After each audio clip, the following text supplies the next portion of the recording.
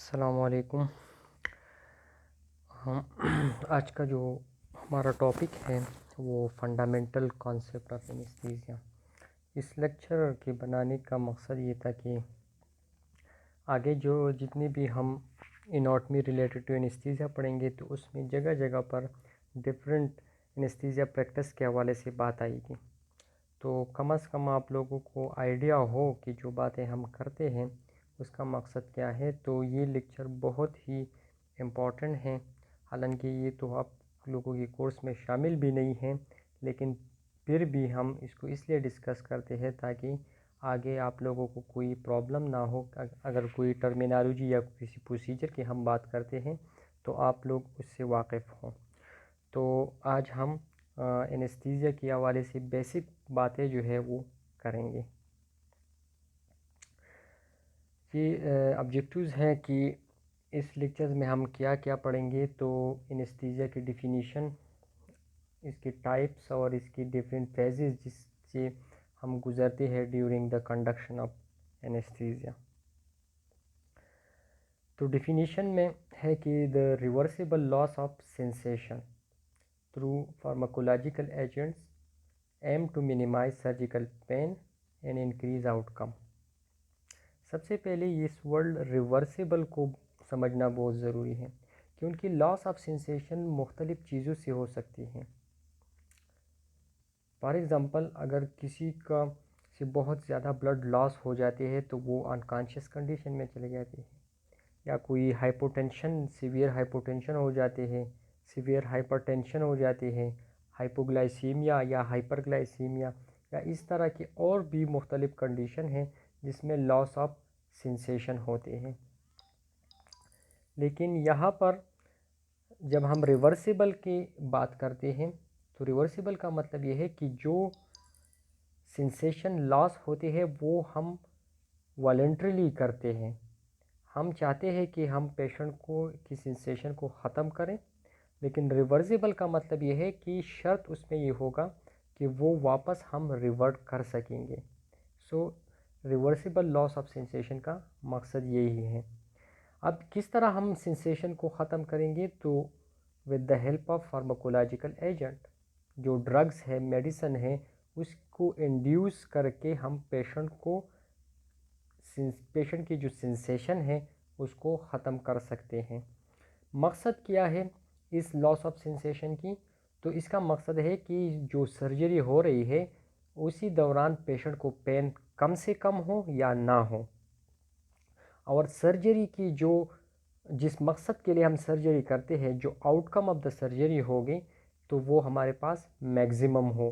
For example, अगर हम patient को इस तरह की एनेस्थीसिया दे दें जिसमें उसको पेन होते हैं, तो पेन की वजह से मुख्तलिफ हेमोडाइनामिक चेंजेस आ जाते हैं। फॉर एग्ज़ाम्पल, उसका जो हार्ट रेट है, रिस्पायरेटरी रेट है, या इस तरह की और भी जो हेमोडाइनामिक्स है वो चेंज हो जाते हैं, जो कि सर्जरी के ऊपर बैड इफ़ेक्ट प्रोड्यूस करते हैं। तो उस चीज़ से बचने के लिए हम सर्जरी में के दौरान पेन को मिनिमम, या हम पेन को अलाउ नहीं करते ताकि सर्जरी की आउटकम ज़्यादा हो।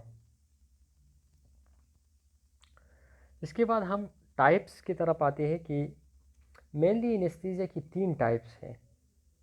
एक है हमारे पास जनरल एनेस्थीसिया, एक है रीजनल एनेस्थीसिया, और थर्ड वन है लोकल एनेस्थीसिया। तो इसके नाम इसको रिप्रेजेंट करते हैं, नाम से पता चल जाते हैं कि जनरल एनेस्थीसिया में क्या होगा, स्पाइनल में क्या होगा, और लोकल में क्या होगा। हम इसकी definition one by one discuss करते हैं। सबसे पहले हम आते हैं टुवर्ड द जनरल एनेस्थीसिया। तो जिस तरह नाम से ज़ाहिर है जनरल, जिसमें जनरल बॉडी जो है उसकी सेंसेशन ख़त्म हो जाती है, लॉस हो जाती है, इसी बेस पे इसको जनरल एनेस्थीसिया का नाम दिया है। Alter physiological state with the triad of analgesia, हाइप्नोसिस and muscle relaxation. Normal physiology क्या है? Sensible body. तो उसको हम चेंज करते हैं। अगेन वही बात है, with the help of pharmacological agent, और इसका मकसद क्या है? पेन को कम करना और सर्जिकल आउटकम को ज़्यादा करना। लेकिन इसमें क्या होगा कि इसमें 3 चीज़ें होंगी। ट्राइएड होगा एनाल्जेसिया, हाइप्नोसिस और मसल रिलैक्सेशन की। एनाल्जेसिया कहते हैं लॉस ऑफ पेन को। तो इस टाइप ऑफ एनेस्थीसिया में पेशेंट को पेन नहीं होगा। दूसरा है hypnosis. Hypnosis mean sedation, loss of sensation. ना उसको कुछ फील होगा, ना उसको कुछ याद रहेगा। और थर्ड वन है मसल रिलैक्सेशन। उनकी जो तमाम के तमाम स्केलेटल मसल होंगी वो रिलैक्स होंगी, वो कॉन्ट्रैक्ट नहीं होंगी। रिलैक्सेशन का मकसद यही है कि पेशेंट जो सर्जरी के दौरान कोई मूवमेंट ना करे, कि उनकी skeletal muscle is primarily responsible for the movement, तो वो कोई मूवमेंट ना करे और आसानी के साथ सर्जन को भी जो सर्जिकल फील्ड होता है वो इजीली उसमें वो काम कर सके। तो ये ट्राइएड यहाँ पर दिया गया है। एनाल्जेसिया है, इसमें हाइप्नोसिस है और मसल रिलैक्सेशन है। लेकिन याद रखिए ओनली स्केलेटल मसल रिलैक्सेशन, बाकी मसल जो है अपना काम करेंगे। At work by interrupting nerve signal in your brain and body general हम इसलिए कहते हैं कि उनकी टोटल बॉडी की नर्व सिस्टम जो है उसमें इंटरप्शन आएंगी और साथ ही ब्रेन में। तो ऑब्वियसली ब्रेन हमारे टोटल बॉडी को कंट्रोल करते हैं, तो ब्रेन आप एनेस्थेटाइज कर लें तो टोटल बॉडी उसके साथ एनेस्थेटाइज हो जाएंगे। दूसरा टाइप है रीजनल एनेस्थीसिया। जिस तरह नाम से जाहिर है कि इसमें हम बॉडी की एक रीजन को, एक पूरा रीजन को हम एनेस्थेटाइज करते, उसकी सेंसेशन लॉस होती है, लेकिन टोटल बॉडी इसमें इन्वॉल्व नहीं होती, एक स्पेसिफिक रीजन होता है।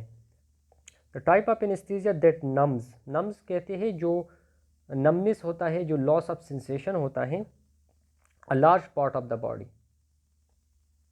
For example spinal, epidural and plexus block.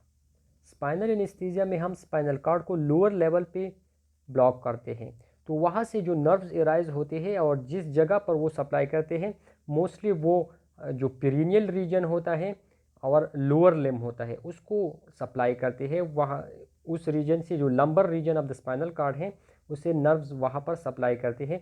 तो जब हम उसको ब्लॉक करते हैं स्पाइनल या एपिड्यूरल एनेस्थीसिया के थ्रू, तो हमारा लोअर बॉडी जो है, lower half of the body वो कम्प्लीटली सेंसलेस हो जाते हैं। या हम एक प्लेक्सिस को ब्लॉक करते हैं, फॉर एग्जांपल हम ब्रेकियल प्लेक्सिस को ब्लॉक करते हैं, सर्वाइकल प्लेक्सिस को ब्लॉक करते हैं, लंबर प्लेक्सिस को ब्लॉक करते हैं, तो उस प्लेक्सिस से जो नर्व्स निकलते हैं और जिस जिस पार्ट को वो सप्लाई करते हैं तो वो इससे एनेस्थेटाइज हो जाएंगे। और थर्ड टाइप है लोकल एनेस्थीसिया। तो इसमें एक स्पेसिफिक लोकेलिटी होता है, not a region, not total body, but a specific part और स्पेसिफिक लोकेशन वो सेंसलेस हो जाती है। For example single nerve block, एक सिंगल नर्व है, हम उसको ब्लॉक करते हैं तो वो नर्व जिस पार्ट ऑफ द बॉडी को सप्लाई करते हैं तो वो इससे एनेस्थेटाइज हो जाएंगे। सो ये 3 डिफरेंट टाइप्स ऑफ एनेस्थीसिया हैं जिसकी डिफरेंट इंडिकेशन है। इंशाल्लाह आगे हम डिटेल से पढ़ेंगे कि कौन से टाइप ऑफ एनेस्थीसिया हम किस टाइप ऑफ सर्जरी के लिए यूज़ कर सकते हैं, लेकिन ये जस्ट उसकी डिस्क्रिप्शन शीट थे ताकि आप लोगों को आगे याद हो अगर हम ये टर्मिनोलॉजीज यूज़ करते हैं। यहाँ पर डायग्रामेटिकली भी दिया गया है। ये फर्स्ट डायग्राम में आप लोग देख सकते हैं कि टोटल बॉडी आप लोगों को ग्रीन नज़र आते हैं।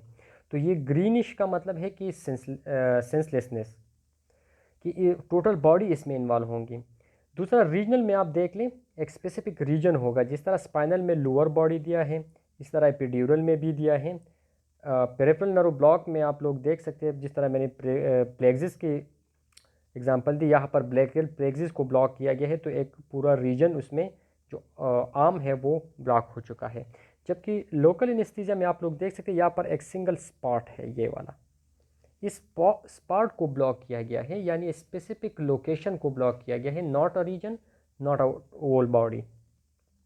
तो ये डिफरेंशिएशन है इन 3 टाइप्स ऑफ एनेस्थीसिया में। अच्छा, एनेस्थीसिया जो है इसकी सब स्पेशलिटीज़ क्या हैं? तो डिफरेंट टाइप ऑफ सर्जरी से रिलेटेड ये डिफरेंट स्पेशलिटीज़ आते हैं जिसके अंदर काम करेंगी, यानी इमरजेंसी एनेस्थीसिया। इसके लिए डिफरेंट प्रोटोकॉल हैं, हर एक एनेस्थीसिया के टाइप्स के डिफरेंट तरीके हैं, डिफरेंट प्रोटोकॉल्स हैं। इमरजेंसी का डिफरेंट है neurosurgical, pain medicine, gynae and obstetric, ambulatory, paediatric, geriatric, bariatric, intensive care, cardiothoracic और इसके अलावा और भी हैं।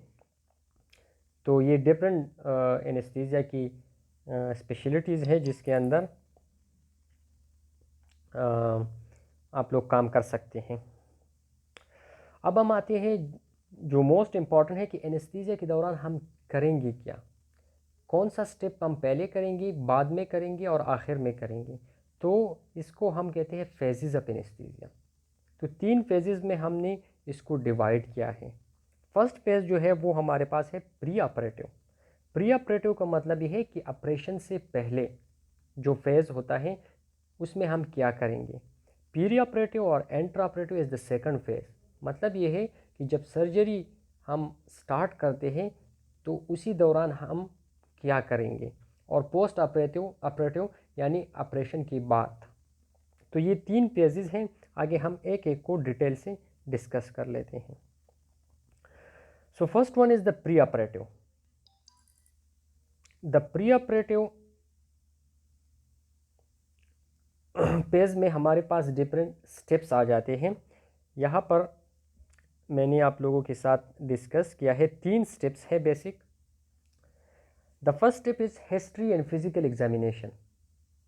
जो पेशेंट आपके साथ सर्जरी के लिए आते हैं, सर्जरी उसका प्लान है, तो आप उसके मुतालिक इंफॉर्मेशन को कलेक्ट करते हैं जिसको हम हिस्ट्री कहते हैं, और उसको फिज़िकली एग्जामिन करते हैं, not with the lab diagnosis और एनीथिंग एल्स, बल्कि उसको फिज़िकली एग्जामिन करते हैं।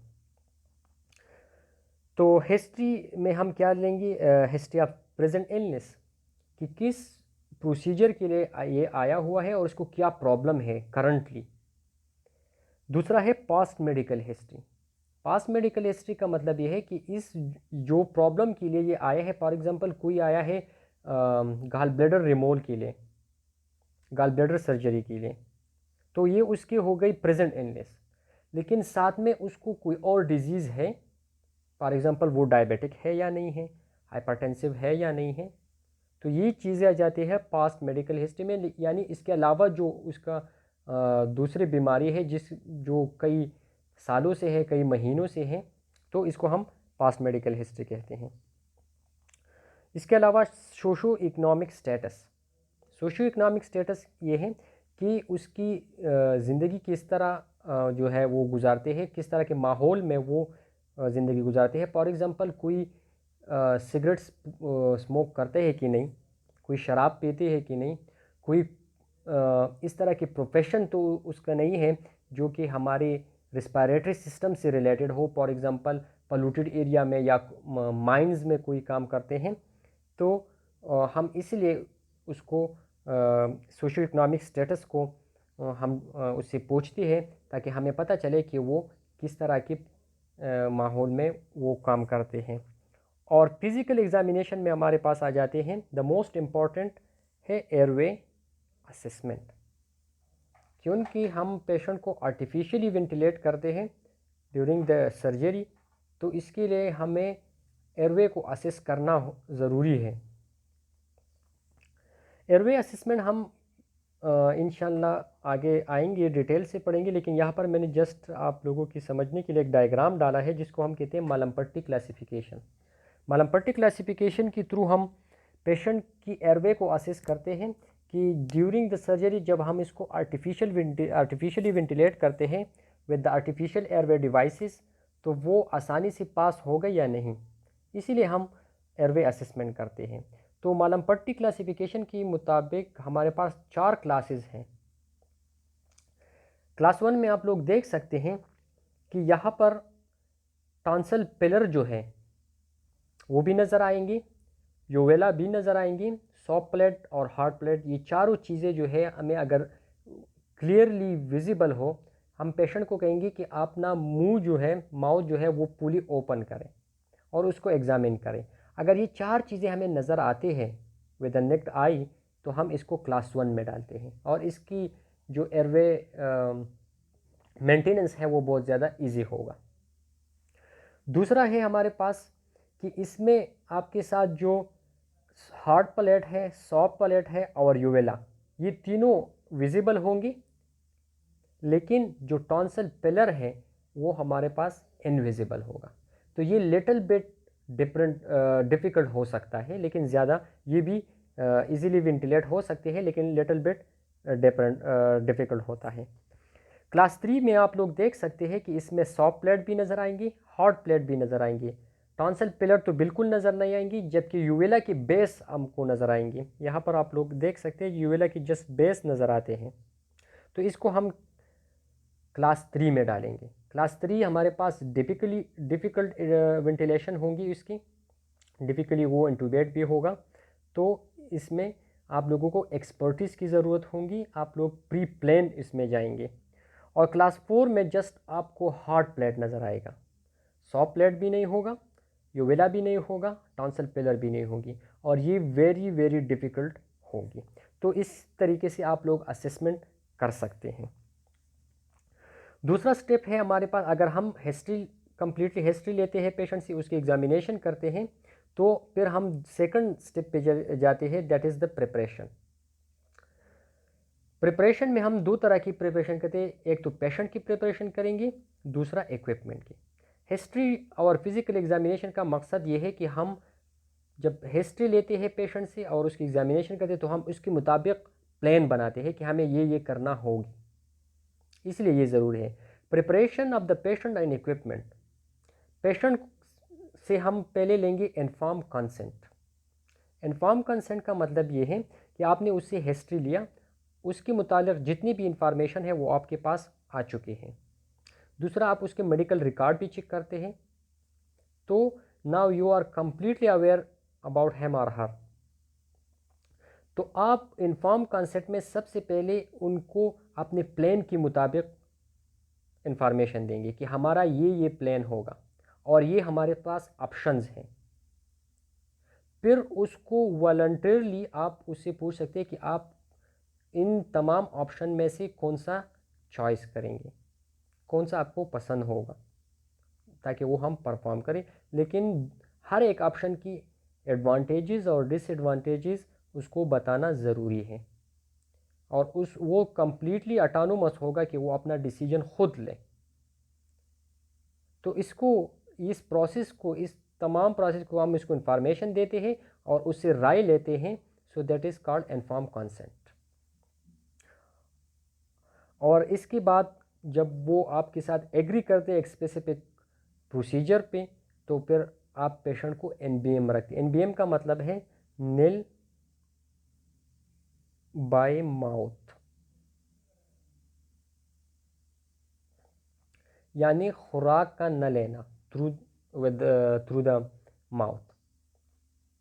क्यों नहीं हम उसके ऊपर खुराक को बंद करते हैं, इसीलिए ताकि उसका स्टमक एम्प्टी रहे और ड्यूरिंग सर्जरी या ड्यूरिंग एनेस्थेटिक प्रोसीजर्स वो वोमिटिंग ना करें। तो इस चीज़ को अवॉइड करने के लिए आप उसको एनबीएम रखते हैं। यूजुअली इसकी भी डिफरेंट चीज़ें हैं, लेकिन उसके डिटेल में हम नहीं जाएंगी। जस्ट 6 आवर मोस्ट कॉमनली हम उसको एनबीएम रखते हैं। इसके बाद हम इक्विपमेंट की प्रिपेयर करेंगे। इक्विपमेंट की प्रिपरेशन में यहाँ पर मैंने एक एक्रोनिम डाला है और साथ में एटलीस्ट लिखा है, यानी ये जो चीज़ें हैं ये मैं आगे आप लोगों के साथ डिस्कस करता हूँ। ये आप लोगों के साथ मिनिमम एटलीस्ट ये होने चाहिए। इसके अलावा और भी चीज़ें हैं, लेकिन कम से कम अगर आपके साथ ये चीज़ें ना हो तो आप प्रोसीजर को स्टार्ट ना करें। तो ये मैं आप लोगों के साथ डिस्कस लेता हूँ। यहाँ पर मैंने सोप मी लिखा है। अच्छा, इस सोप मी में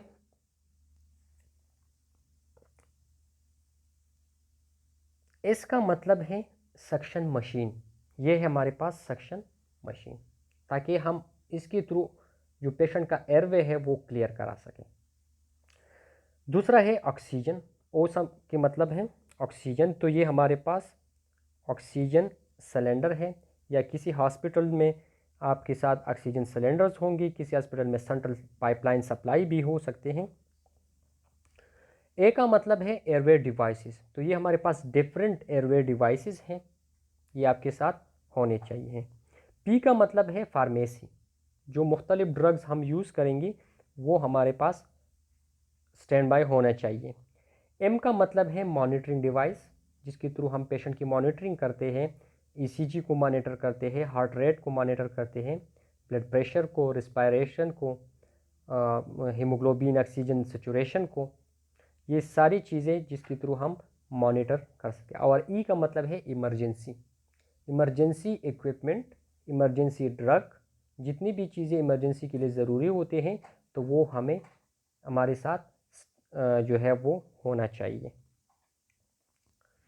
थर्ड स्टेप जो प्री ऑपरेटिव में है that is the pre medication. 1.5 या 2 आवर बिफोर द सर्जरी हम पेशेंट को मेडिकेट करते हैं, उसको मेडिकेशन प्रोवाइड करते हैं, जिसको हम प्री मेडिकेशन कहते हैं। इसमें पहला है रूटीन मेडिकेशन, जो रूटीन की मेडिकेशन वो लेते हैं। फॉर एग्जांपल कोई हाइपरटेंसिव है, कोई डायबिटिक है या कोई और प्रॉब्लम है, तो वो मेडिकेशन भी आप लोग दे सकते हैं। अगर वो ओरल है तो आप with a sip of water देंगे, अगर आईवी है तो फिर कोई मसला नहीं है, तो वो आ जाते हैं इस प्री मेडिकेशन में। दूसरा है anti emetics. Anti emetic mean जो अगेंस्ट द वोमिटिंग काम करते हैं। एनाल्जेसिक अगेन वही बात है, पेन किलर। एंजियोलाइटिक एंजाइटी को कम करने के लिए जो ड्रग्स यूज़ होते हैं। एंड एंटीसाइलोगॉग मीन जो सिक्रीशंस को, बॉडी की सिक्रीशंस को कम कर देते हैं, या इसको हम एंटीकोलिनर्जिक भी कहते हैं। अब दूसरा जो फेज़ है वो हमारे पास है पीरी ऑपरेटिव, यानी ऑपरेशन के दौरान हम क्या करेंगे। तो सबसे पहला स्टेप इसमें है इंडक्शन, कि आप एनेस्थीसिया को किस तरह देंगे पेशेंट को। अभी तक तो आपने एनेस्थीसिया को नहीं दिया है, आपने पेशेंट से हिस्ट्री ली, अपना प्लान बनाया, पेशेंट और इक्विपमेंट को प्रिपेयर किया और पेशेंट को प्री मेडिकेशन दी, आपने एनेस्थेटाइज नहीं किया है। तो आप इंडक्शन के दौरान पेशेंट को एनेस्थेटाइज करेंगे। तो सबसे पहले आप लोगों के लिए ज़रूरी है कि आपकी इंट्रावीनस एक्सेस हो, कैनोला है या कोई और तरीका है जिसके थ्रू आप ड्रग्स दे सकते हैं, not oral. Baseline monitoring, before the surgery आप पेशेंट को मॉनिटर करेंगे, उसकी ब्लड प्रेशर को, उसकी हार्ट रेट को, उसकी रिस्पायरेशन, सब कुछ जो है आप उसको मॉनिटर करें। फिर ड्रग एडमिनिस्ट्रेशन, तो अगेन अगर जनरल एनेस्थीसिया है तो आप लोग वही ट्राइएड को फॉलो करेंगे, मसल रिलैक्सेंट देंगे, एनाल्जेसिक्स देंगे और हाइप्नोटिक एजेंट्स देंगे। ड्रग एडमिनिस्टर के बाद पेशेंट एनेस्थेटाइज हो जाएगा, तो फिर आप मैकेनिकली या आर्टिफिशियली पेशेंट को वेंटिलेट करेंगे, जिसको हम कहते हैं pre oxygenation. Pre oxygenation usually हम 3 to 5 मिनट करते हैं, ताकि जब हम आर्टिफिशियल डिवाइस, वेंटिलेटर डिवाइस उसमें पास करते हैं तो उसी दौरान पेशेंट जो है वो डीसेचुरेट ना हो, तो थोड़ा सा लंग्स के अंदर रिज़र्व हम प्रोड्यूस करते हैं इस प्री ऑक्सीजनेशन से थ्रू। और फिर इसके बाद जब हम पेशेंट को प्री ऑक्सीजनेट करते हैं, थोड़ा सा रिज़र्व ऑफ द ऑक्सीजन जो है वो लंग्स में रह जाते हैं, तो फिर हम पेशेंट को इंट्यूबेट करते हैं। इंट्यूबेशन का मतलब है कि हम एक आर्टिफिशियल एयरवे डिवाइस जो है वो पास करते हैं इनटू द ट्रैकिया, और इसके साथ ऑक्सीजन को फिर कनेक्ट करते हैं, जो कि ड्यूरिंग द सर्जरी उसको ऑक्सीजन प्रोवाइड करेंगे।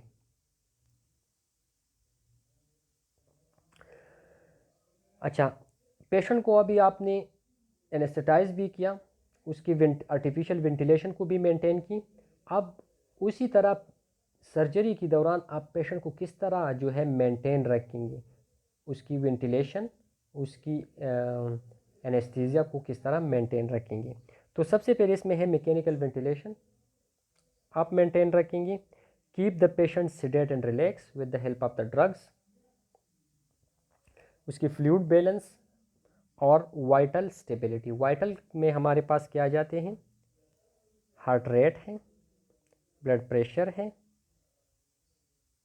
ऑक्सीजन सेचुरेशन है और रिस्पायरेटरी रेट या रिस्पायरेशन है। इन चीज़ों को हम स्टेबलाइज रखेंगे।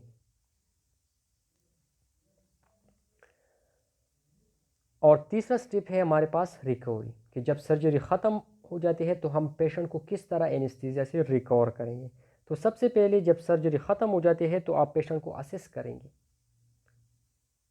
कि उसकी वाइटली वो स्टेबल है कि नहीं है।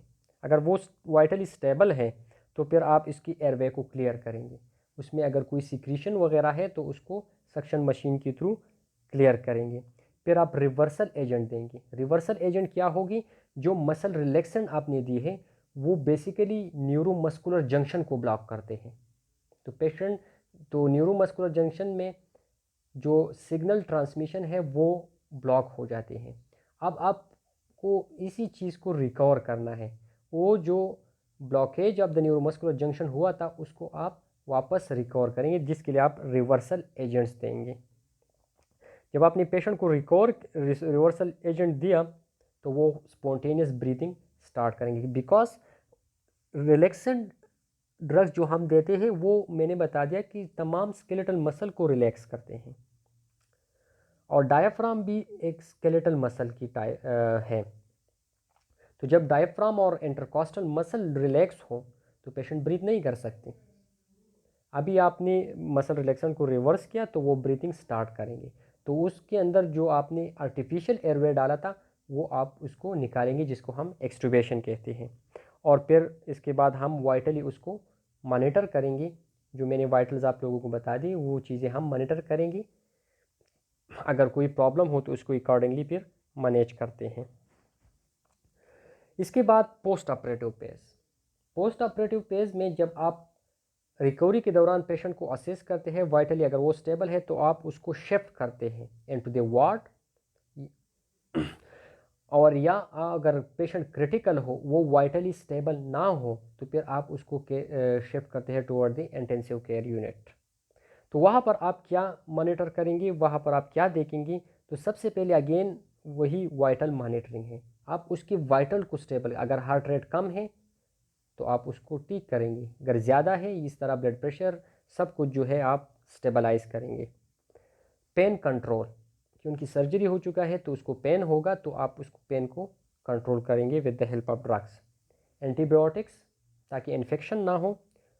Fluid balance and post operative Nazia and vomiting. PONV का मतलब है post operative Nazia and vomiting, ताकि वो वोमिट ना करे, वो नाजिएटेड ना हो। तो इस चीज़ को आप मॉनिटर करेंगे। सो ये था हमारा आज का लेक्चर। इंतहाई बेसिक कॉन्सेप्ट था, बहुत ज़रूरी है आप लोग इस लेक्चर को फॉलो करें। अगर कोई बुक देखना चाहते हैं तो बुक भी देख लें। फिर भी कोई क्वेश्चन हो तो you can ask freely. Thank you very much.